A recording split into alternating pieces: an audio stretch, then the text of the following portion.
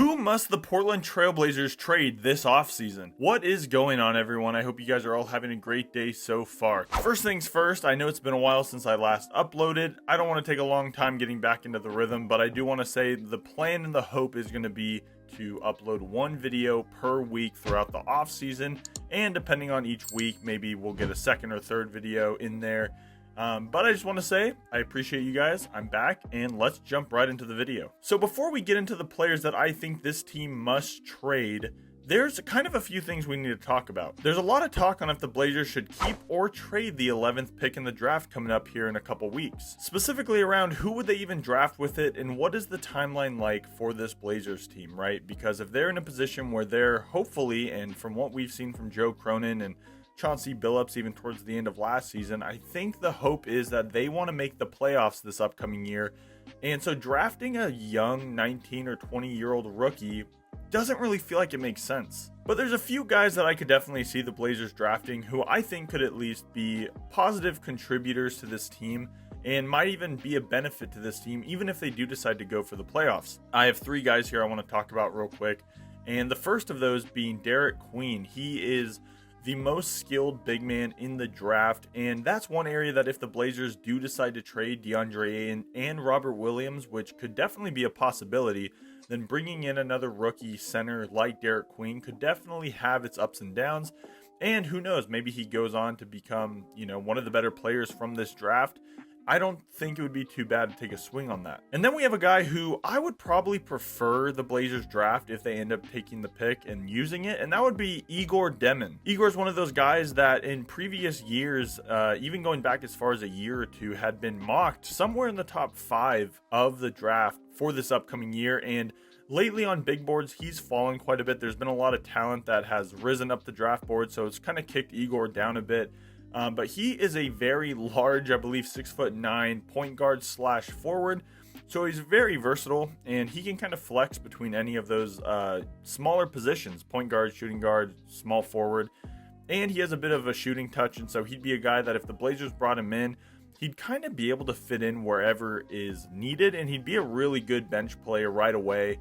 And he's someone that I could definitely see the Blazers drafting, and he's someone that, I believe in some mock drafts is going as high as 8, and so there's no promise that he would even fall to us at 11. But if he's there at 11 and the Blazers are using the draft pick, then he would definitely be my overall choice. And then another guy I could see the Blazers drafting, and one that may benefit the team honestly, is none other than Carter Bryant. He is a 6'8" wing who can shoot. And if the Blazers end up going on to trade Anthony Simons this offseason, which we'll get into in a little bit, then bringing in a shooter of some sort would be definitely beneficial. This team doesn't have much shooting and is honestly this team's biggest weakness. So a guy like Carter Bryant is a rookie who's already shown some pretty good shooting flashes in his college time. Would definitely be beneficial, and something that I would hope the Blazers do, maybe if both Derek Queen and Igor are off the table at 11, and they're not going to trade the pick, then Carter Bryant could be a safe bet there. Now, over the time I've kind of taken a break here on YouTube, the Blazers have actually been sold, which is pretty crazy. Comment below, let me know if you want a whole video about this, but it sounds like the Blazers are going to be sold here in the coming year or so. These kind of things take a while, and I don't expect any big difference to be noticed, at least from a fan or team perspective in this upcoming year. But I think in the coming years, having new ownership, depending on who buys it, will definitely be a benefit to this team. And Lord willing, we get an ownership team who wants to actually spend some money on the Blazers and put a little bit of money towards the team instead of being like Jody Allen, who's pretty cheap. And then finally, before we get into the trade stuff, something not super important, but something notable here is that Chauncey Billups was extended, which I kind of have mixed emotions on. I think he did end the season coaching pretty well. And if they weren't looking to spend a lot of money, then extending him probably is the best bet, considering that this was kind of the offseason. They either extended him or we're going to let him go since he only has one more year on his contract. But in my opinion, there were a lot of really good coaches out there that would have been really nice to bring in. However, if they weren't planning on paying big money for any of those coaches, and who knows, maybe none of those coaches even wanted to come play in Portland, Chauncey is honestly probably the best bet. And I'm just hoping that what we saw in the last half of this, the second half of this last season, I should say, hopefully that's something that he can carry over into this upcoming year. And now let's talk about who the Portland Trailblazers must trade. There's 3 players here I want to talk about. And for all these guys, make sure to comment below and let me know what your thoughts are. Should these players be traded? Should they keep them? And give a couple mock trades. I'd love to look at the comments and see a bunch of mock trades for these guys. But again, I have 3 players, the first of which being Jeremy Grant. Jeremy Grant is the guy who I think you have to trade him, even if it's not for that much value. The Blazers should have traded him probably a year or so ago. Arguably, shouldn't have even extended his contract because of how long it was and how much money was on his contract and how much there still is. But Jeremy Grant's just a guy who you have to get rid of. He's going to start if he's here, and I just don't believe he should be starting in front of Denny or Tumani. Denny and Tumani have proved they are the Blazers forward duo of the future, Denny especially. And so I just don't see a world where Jeremy Grant should take literally any minutes over those guys. And especially if the Blazers end up drafting a forward like Igor or Carter Bryant or someone else, or trading for a forward, then it just does not make any sense for them to keep Jeremy Grant. He could be valuable to a playoff team out there, just maybe needing a little bit of wing depth. But as of right now, he serves no purpose on the Blazers, and I think teams know that. So again, even just including his contract, the fact he has no value here, I don't see him being worth very much. But hey, you never know. He's also a larger salary, so maybe he could help facilitate a bigger move if the Blazers, want to make a move for a star player, or if a star player is traded in general, the Blazers could likely try and get involved and get off Jeremy's contract.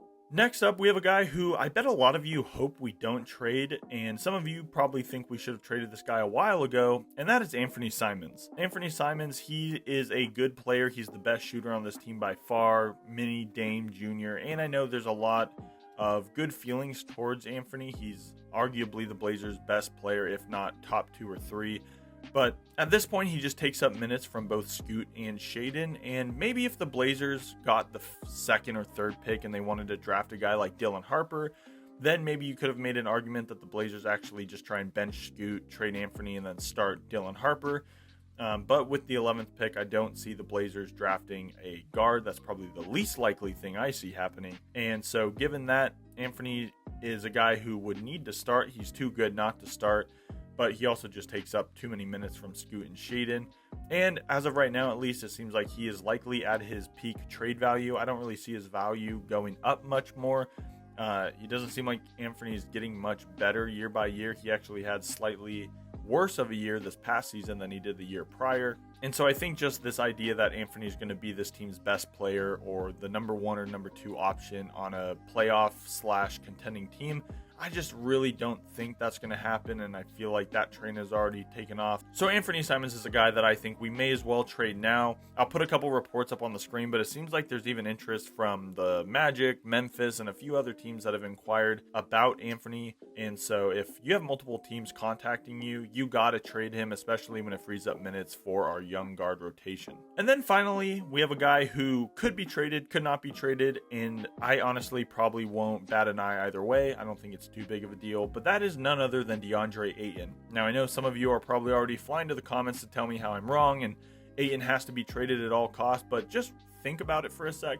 The Blazers have 3 centers, and arguably the most valuable of those 3, on the trade market at least, is Robert Williams. And if the Blazers trade Robert Williams and they don't draft a center with the draft pick, then having an Ayton Klingon rotation would honestly be pretty nice. And Ayton might end up having a little bit more trade value when the trade deadline comes around. So if they don't decide to trade him this offseason, they trade Robert Williams instead, and then Klingon comes off the bench for the first half of the season. I think in a perfect world, Klingon shows that he's way too good to come off the bench, and then the Blazers have to move Ayton at the deadline. I don't think that would be that big of an issue, and if anything, Ayton might have a good stretch there in the first half of the season. I don't think anything he would do would lower his trade value necessarily.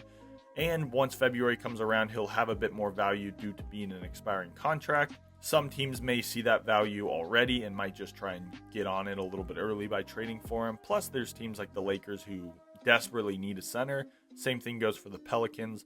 And so if the Blazers can work with one of those teams who need a center and can get decent value from Ayton, then I think you definitely should do it.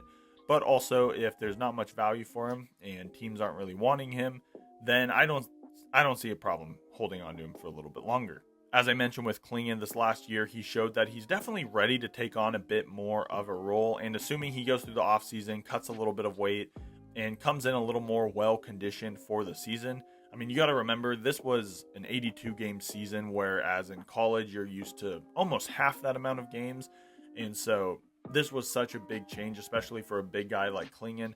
And I think that was kind of the biggest flaw in his game. He didn't have the best conditioning, but his defense we saw was elite.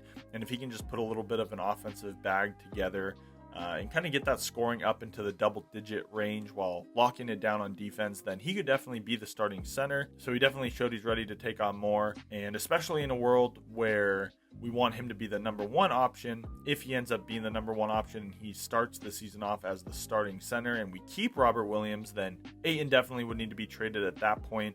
And so who knows what the team is thinking through, but I'm sure these are all options they are debating on right now, and just kind of test who and what team would want a guy like Ayton. What's the value looking like? Because if the value is 30% say of what he should be traded at, then you definitely shouldn't force a trade. The only guy I would do that with is probably Jeremy Grant, even if his value is pretty low in like a super late first round pick, almost like Josh Hart level value. Then honestly, the benefit that the team gets from just getting rid of him is more than even the pick and maybe a player you'd get in return. But Ayton isn't that guy. I'd say the same with Anthony. Trade him if the value is right, but if not, there isn't a ton of cons by holding on to him. And having a guy like Scoot or Klingon come off the bench when you could argue that they should start just gives them a little bit more of a fire under them to hopefully make them want to prove it and prove that they deserve the starting spot. So there you have it. Those are the three players that I think the Blazers must trade this offseason: Jeremy Grant, Anthony Simons, and DeAndre Ayton. Make sure to comment below and let me know what players you think the Blazers should trade. You could definitely put Robert Williams in there as well. But I kind of just assumed they're going to trade him. Maybe more likely Ayton. Who knows?